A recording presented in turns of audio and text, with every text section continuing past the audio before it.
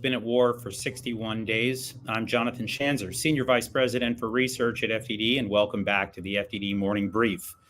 The mood is getting contentious out there. It's a battle of narratives, but it's no longer about who has the facts on their side. There's intimidation, there are threats, there are mobs, and it feels like things are slowly spinning out of control. And I'm just talking about America here. In the Middle East, it's a whole different reality, and that's what we analyze here. So let's dive into the FDD Morning Brief. This morning, I'll be joined by Trey Yingst, the intrepid war reporter from Fox News, who's done incredible work in Gaza. But before we speak to Trey, let's take a quick look at what's happening around the region. The fighting continues in Gaza. Israel has made additional progress in Khan Yunis, Jabalia, and other population centers. There's now talk about flooding the Hamas commando tunnels. For Israel, this would mean dropping fewer bombs. For the United States, this would mean less death and destruction in Gaza, which U.S. officials have urged. And for Gazans, it would probably mean fewer traumatic explosions. But let's not forget, a massive amount of seawater beneath the buildings of Gaza could erode the foundations of buildings. It could also impact the fresh water that Gazans need to drink. In other words, there could be unintended consequences. We'll watch this one carefully. A massive rocket volley was fired yesterday into the Tel Aviv Gush Dan region, and several managed to squeeze past the Iron Dome air defense system. Israelis I spoke to yesterday conveyed a sense of frustration that after 2 months of fighting, Hamas still has the ability to fire rockets at that distance and in those numbers. Israel continues to fight for the lives of remaining hostages in Gaza. The IDF announced yesterday that one of the missing Israelis from 10/7 is confirmed to be in Hamas custody.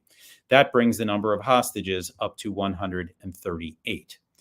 Israel also announced that Hamas is reluctant to release the remaining women in custody for fear of what they might say about the way they were treated while in the Gaza Strip. It is just really difficult to imagine the hell that these women have endured. Israeli health authorities further stated that the hostages released last week were actually sedated with tranquilizers. This was to ensure that they appeared calm for the cameras as the transfer took place. We'll learn more about the treatment of hostages in the days and weeks to come. Finally, Israel is investigating an airstrike that killed a soldier from the Lebanese armed forces. The LAF is not the enemy in Lebanon, but if the Lebanese army can't disarm Hezbollah, it should probably just send its soldiers home. They're only putting themselves in the line of fire. Okay, those are the quick headlines. Here are your top 3 big stories to watch today. Headline 1. The debate about Hamas and Gaza's hospitals may make more news. The Israelis announced yesterday that they arrested 21 different people from the medical field in Gaza. This includes doctors and administrators from the Shifa Hospital. It includes Rantisi Hospital and the Indonesian Hospital. All of these facilities are in northern Gaza. You can recall that the head administrator of Shifa was actually taken to Israel for questioning just before the ceasefire, shortly after the Israelis uncovered a labyrinth of commando tunnels beneath the hospital. So what's next? It's unclear how many more hospitals have been wielded for military purposes in central and southern Gaza, where the IDF is operating. But we do know that every time Israel takes action against Hamas military bases that are embedded in civilian buildings, Hamas and its supporters respond with fury. We are likely also to hear words of warning from the U.S. based on recent statements. But will that derail the IDF from achieving its objective of dismantling Hamas military infrastructure? Stay tuned. Headline 2. Fighting continues in the West Bank, Lebanon, Syria, Iraq, and Yemen. Here's what we know. There are regular clashes every night in the West Bank. That includes arrests and assassinations of terrorists. Hezbollah continues to fire at Israel, and Israel continues to fire back. Shiite militias continue to attack American forces in Iraq and Syria, and Israel continues to strike at Iranian targets in Syria as well. Meanwhile, the Houthis are still targeting American ships out of Yemen, not to mention international vessels on the Red Sea. So what does this all mean? With the focus so squarely placed on the fighting in Gaza, it's easy to forget that this is a regional war. It's even easier to forget that every one of those armed groups taking shots at Israel and the United States is an Iran-backed terrorist group. And remarkably, Iran has yet to pay a price, not through new sanctions, not through diplomatic isolation, and certainly not through military means. This is what Zvi Bar-El argued yesterday in the pages of Haaretz, Israel's left-leaning newspaper of record. It was also the subject of an op-ed by Daniel DePetris of the Chicago Tribune, But it's amazing how this is simply not being discussed worldwide. The Middle East has descended into a regional war, and the culprit has yet to pay a price. Will it? We'll find out. And finally, headline 3, someone, or perhaps several people, may have shorted the Tel Aviv Stock Exchange just before the October 7th massacre. Here's what we know. The news first broke in the Israeli press, but it was quickly picked up here in the United States. The facts are still fuzzy. More research is still needed, but it appears that there was a spike in short sale positions on the Israeli ETF just before the worst terrorist attack in Israeli history. Someone, or some people, appear to have made a lot of money. So now what? Israeli authorities are looking into this. It's safe to say that American officials will take a good look as well. I've worked my fair share of terrorism finance cases in the past. This one would be a doozy. There are a lot of suspects here. I won't announce my guess for who done it, but I will be watching this one very closely, and FDD may have some additional news to share about this soon. I'm now pleased to welcome Trey Yingst. Trey is a reporter with Fox News. He seems to always be wearing a helmet and a flak jacket, so you may not recognize him here on this platform, but he's a journalistic force of nature on the battlefield and an all-around good guy.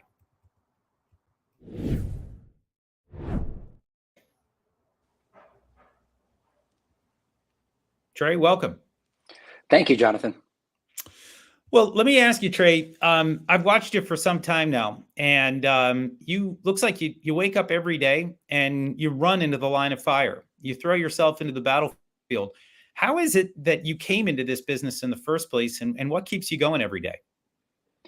First of all, thanks for having me. I started doing this kind of work about 10 years ago, and one of the first wars that I covered when I was 20 years old was the 2014 war between Israel and Gaza, known as Sukkot. I had a backpack and a DSLR camera, and I went into the Gaza Strip and reported on my own.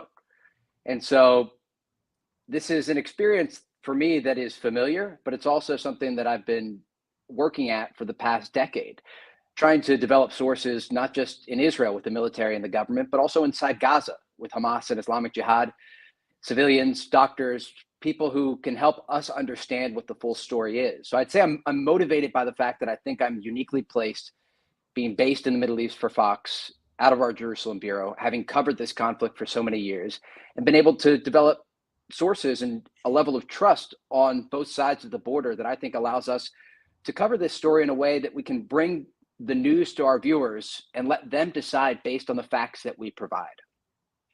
Well, I think that's coming through loud and clear. Let me ask you, the access that you get inside Gaza, it's pretty rare. Do you get a sense that Hamas and Islamic Jihad and other actors, non-state actors, I mean, do they respect the rules as it relates to journalists covering these stories? It's a great question. And I think October 7th changed everything. Initially, we could go into Gaza in years prior and meet with top officials, meet with militants, and get a sense of what their thoughts were on the current conflict, the developing war at that time. But October 7th changed that. And so while we are still in touch with Hamas and Islamic Jihad, I'm not sure about the level of safety or just personal decision that I would make about reporting without any sort of military support as part of an embed inside Gaza. Now, with that said, there are dozens, if not hundreds of journalists, myself included, waiting to get into Gaza without the military. We understand the risks, and right now we're not able to enter, but there is a story there and an angle that we need to cover. And right now we simply need to do that from afar with the sources we developed and the video that we are getting out of the Strip. And so in terms of the relations with Hamas and Islamic Jihad, traditionally, I've been always very upfront with the leadership and explained early on, if you want to fire rockets at civilians and kill innocent people, we will report that. If you want to cut a peace deal with Israel, we're going to report that too. And so that's basically how we've developed this level of trust, having these leaders and these people understand that we are going to report based on how they conduct themselves. And that's what we've done. Who would you say, by the way, is maybe the most senior Hamas guy or Islamic Jihad guy that you've met? Who would you say is probably the sort of most notorious or most famous of the militant groups that you've met with? Yahya Sinwar. Wow. When was that? in 2019 at an event inside Gaza City. There's actually a very infamous picture of him holding a child with a weapon on a stage, and we were at this event. And afterwards, I tried to pull him aside for an interview, and his bodyguards got in the way. But that was one moment. I've also a man that you'll know and are familiar with, that very few people, probably less people, have met than Sinwar himself, is Abu Obaida, the spokesman for Hamas, who notoriously stays underground. I met him at a military parade in 2019 in Han Yunis and actually briefly interviewed him. Wow. Incredible access. What would you say was in this round of conflict, what would you say has been the diciest moment for you and your team? There've been a lot. We were in southern Israel as the attack was unfolding on October 7th. We saw so many people die in front of us, soldiers, civilians that were taken to this triage point where we ultimately stopped and reported for those early days. It was very difficult in the early days of this conflict. It was very dangerous. You didn't know where Hamas was. And in many cases, they were in the next tree line over. We were very, very close in the early days, just north of Yad Mordechai, that sits over the northern border between Gaza and Israel. And then after that, often reporting under rocket and mortar fire, especially in those early barrages where there were thousands of rockets and mortars fired into southern Israel. And I would say inside Gaza has also been quite dicey. I've been inside 3 separate times embedded with the Israeli military. And the first time I entered, it was during the daytime, and there was a firefight between Hamas and those Israeli forces that were operating at the time just south of Gaza City. I've since returned and entered with Israeli forces less than 24 hours after they raided Shifa Hospital in Gaza City, and also entered during the day into Gaza City with the Israelis. So it's been quite an experience to do that, but also a level of danger as these firefights continue. Well, that's made perfectly clear watching some of the footage of you on Fox. I want to ask you just for a minute here about Shifa Hospital. As we all know, that was a serious kind of bone of contention. It really became a national debate of whether Israel should be operating in and around hospitals, and Hamas supporters were out there claiming that the Israelis were deliberately trying to stop hospital operations and carry out war crimes. You ultimately went underground and you saw the tunnels and the underground infrastructure at Shifa. Tell us a little bit about that, and what were your big takeaways? Yeah, so we've been following this particular part of the story since the beginning. And I'd been to Shifa Hospital many times before, actually. And in 2014, I met with Hamas on the compound of Shifa Hospital. And so I wasn't surprised when the Israelis said that there was infrastructure there. I'd never been into the tunnels at that time or seen any sort of weapons at the facility at that time, but there were officials there. Now, with that said, since this conflict has started with the massacre of so many innocent people on October 7th, as you've noted, this was such a focus for the entire world. And it was a spectrum, right? When we look at the information that was presented, you have a lot of people that said there was no military activity at all at Shifa Hospital, and there were no weapons, no tunnels, nothing. And then the Israelis came out on the other side of the spectrum with this graphic that was computer generated that showed a command center underneath Shifa Hospital with many separate layers. What we ended up seeing when we entered Shifa Hospital 2 separate times was something in between. The first time that I entered, like I said, less than 24 hours after, the Israelis hadn't yet gone through the entire facility. They didn't dig underneath it. And so they showed us some weapons that were in the radiology department of the hospital. And this was in the middle of the night. And so we actually couldn't see anything outside of where the Israelis took us that night. I then returned about a week later with the Israelis after they had uncovered more weapons on the compound during the daytime. And you could see quite a bit more. Well, when we got to the hospital this time, very close to where we initially entered, you could see a tunnel shaft that they uncovered. And then as we went closer to the hospital itself, the Israelis had dug up a tunnel that we ultimately entered underneath the hospital complex. And we walked through this tunnel network that had not just tunnels, but also facilities for people to stay there for a period of time. There was a toilet, there was a sink, there were rooms that had tile on the floor. It wasn't just dirt tunnels. And so this wasn't the command center the Israelis said they would ultimately find. But it also wasn't nothing. It's significant. And these were not tunnels that were there as part of a place to store medicine. These were tunnels that matched exactly the design of other Hamas tunnels that had been uncovered, that the Israelis uncovered in the past when they were trying to dig into Israel. And so this was a significant thing to see up close. And I felt it was important for us to go there in person with our cameras to capture this, because ultimately there will be people that say that there were no tunnels. And there were indeed tunnels, and we entered those tunnels with the military. We're hearing a lot of talk right now about how Israel might flood the tunnels with seawater. What have you heard about that? What do you think the impact will be? Do you think that it would be effective? You've been in these, you've seen them. Do you think seawater would bring them down? I think it would be effective to an extent, but there are a number of things, as you've noted, that have to be considered in all of this.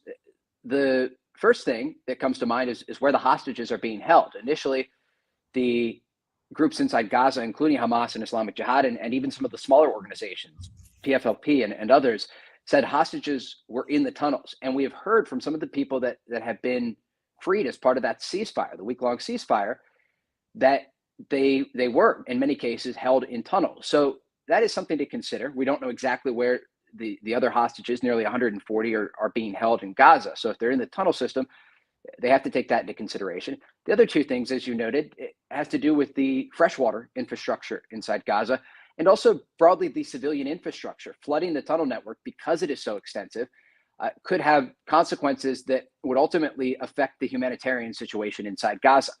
And so we saw the report in the Wall Street Journal. It's certainly being considered. We've actually been able to see water pumps from the Gaza border where we've been reporting. We've not seen them in use, but they have this infrastructure there, and they're preparing if the decision is made to flood the tunnels. All right, we'll be watching that closely. Thank you, Trey Yingst, for joining us today. Thank you. Okay, here's some of the other stories that FDD is tracking today. First, the regime in Iran jailed a hip-hop artist this week. Tehran is clamping down on its domestic opposition yet again, hoping the world is distracted with the war. My FD colleagues at the Iran program, including Tzvi Khan, are keeping a close eye on this. They continue to stress that the West must provide maximum support for the people of Iran. Remember, folks, it's not Iran that's the problem. It's the current regime in Iran that's the problem. Number two, the pro-Erdogan government newspaper Sabah published multiple hit pieces this week slandering FDD and FDD's Sinan Jidi. Clearly, we've struck a nerve in Ankara. Sinan's recent piece in the National Interest shines a light on Turkish Prime Minister Recep Tayyip Erdogan's anti-Israel rhetoric. The premier regularly hammers the Jewish state, but he does this to deflect intense criticism over his own failed domestic policies, even as he quietly maintains strong economic ties with Israel. And finally, President Volodymyr Zelensky of Ukraine unexpectedly canceled his plans to address the U.S. Congress. As lawmakers work toward a compromise spending package, Zelensky was slated to make the case for why Ukraine aid is vital to American interests. My colleague John Hardy, a rising star analyst at FDD, is following the Ukraine war. His most recent piece looks at how Ukrainian troops are digging into defensive positions ahead of winter. Read that story and more on FDD's Long War Journal. And read all of this terrific work on our website, fdd.org. Follow our work on X at FDD, and please make your tax-deductible contribution at fdd.org/invest. Join us every Monday, Wednesday, and Friday for more FDD morning briefs. Our next guest will be Dalia Ziada, the brave Egyptian researcher who stoked the ire of Islamist radicals in Egypt after October 7th. You're definitely going to want to hear this story. Until then, thank you for tuning in. I'm Jonathan Schanzer, signing off for FDD.